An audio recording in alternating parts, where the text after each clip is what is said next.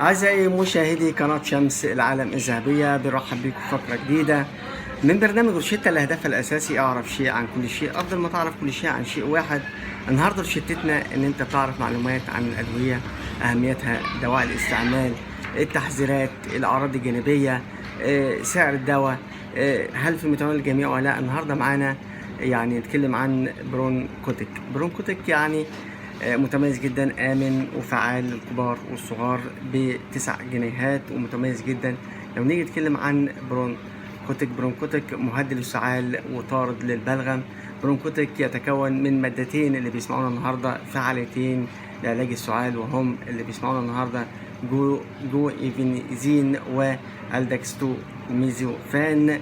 مهمين جدا. الجوليفيزين يساعد على إخراج المخاط اللازج من الشعب الهوائية، مما يسهل طرد البلغم في حالة السعال الجاف. البرونكوتيك لا يقوم بتسكين الآلام ولا يؤدي إلى الإدمان، وإنما برونكوتيك يعمل على تخفيف حدة السعال وطرد البلغم، وذلك عن طريق تأثيره الثنائي. لو جيت أتكلم عن دواعي الاستعمال النهاردة، برونكوتيك طارد للبلغم ومهدئ للسعال الناتج عن تهيج الشعب الهوائية.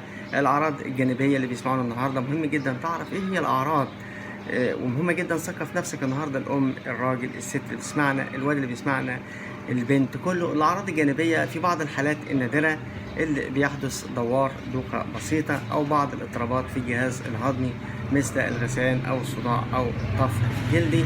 كمان في بعض الحالات النادرة يعني بيكون في ميل للتقيؤ. معنى استعمال برونكوتيك إذا كان لدى المريض أي حساسية اتجاه أي مادة من مكونات برونكوتيك. الاحتياطات: حالات السعال المستديمة أو المزمنة أو المفرطة أو المصحوبة بإفرازات مفرطة.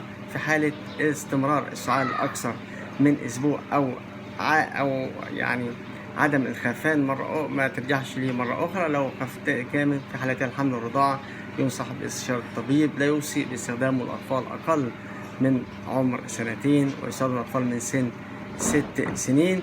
كمان عندنا يعني تابعونا على قناة شمس العالم الذهبية في برنامج روشتة. كان النهاردة معانا برونكوتيك آمن وفعال. تابعونا، مع تحيات قناة شمس العالم الذهبية.